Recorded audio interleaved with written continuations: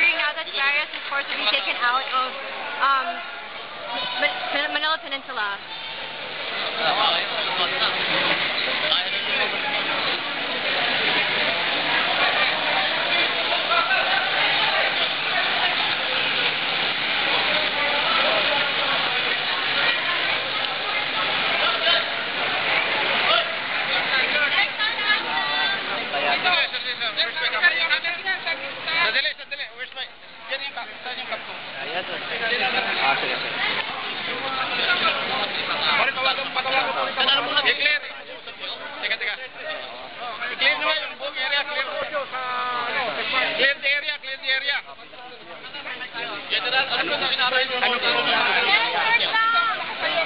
General, malakad ka.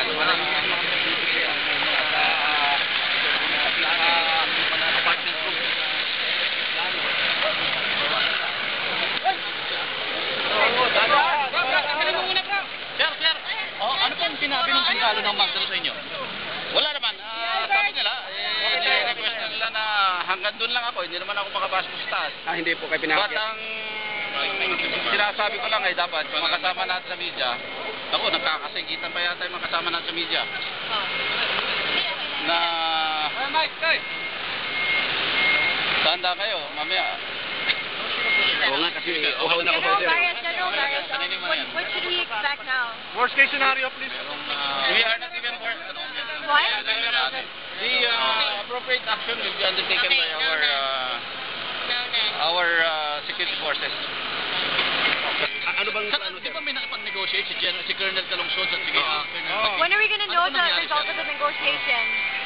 No, it was not a negotiation that happened. We just delivered to them the message that they should give up peacefully.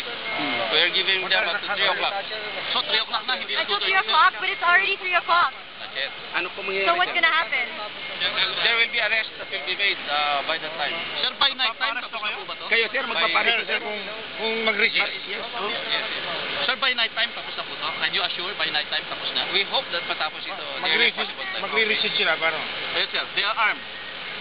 And appropriate action will be taken on those who are armed. Appropriate action. Yes.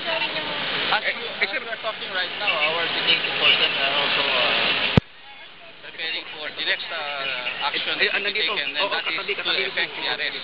Cleared na po ba yung area ng mga guests? We are clearing the area. We are forcing some people to get out. But we have to meet the timeline of 3 o'clock. By 3 o'clock, wala pa po. Even our people who are supposed to be yung kinakausap ko sa loob. Ito na si pahayag ni General Barrias. We will bring our own troops pa sa loob to convince them to get out. But if they don't, the action of enforcing the arrest will have to be undertaken. Yun, aarestuhin na nila daw ang mga Magdalo pag hindi lumabas. Well, that is a part of the whole thing. Sir, Ano po ang deadline, sir? 3 o'clock. 3 o'clock. Sir, What will happen after 3 o'clock? talaga. The arrest will be made at 3 o'clock. sir, sa tingin What unit will do the arrest? What unit? Anong The unit PNP or the AFP? We have a combined group of the AFP and the Philippine National Police. Paano po kung mag-resist sila? paano pag If there will be a resistance coming from them, then the appropriate action will be taken against those who are going to resist it. What will that be? What action would that be? The appropriate action will be taken against Kahit them. yung civilian kasama nila, paparesto nyo rin. Kahit yung civilian na Pati yung mga civilian. Let's hope that it will not come to that.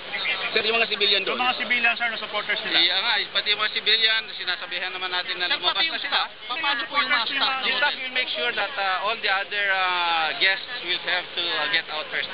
We have already a coordination with the staff. Okay, by 3 o'clock kailangan rin nilang kumain. Yeah, I think so. Yes. Security, even the Even the media supporters. all those, the media, we have been talking to the media. We have been asking them to get out also for their own safety, just in case the arrest will be, turn out to be a little bit harsh. So, para hindi na sila masama sa gulo. Sir, paano kung halimbawa, paano malaman namin ang sitwasyon kung palabasin lahat yung doon? Ano po? Ano kasama ng supporters na civilian? Sir, what's the strength of Senator Trillanes' Oo group? nga, armado din daw yung arrest ko eh. General. Sir, what's the strength of Senator Trillanes' group? Ano ba yung strength ng grupo ni Senator Trillanes? Right now, we heard it's about 50. Tama po ba? Alin? Yung strength ng grupo ni Senator Trillanes? Ay, they will be arrested pag, ayun naman. Sir, ang nagsalita yung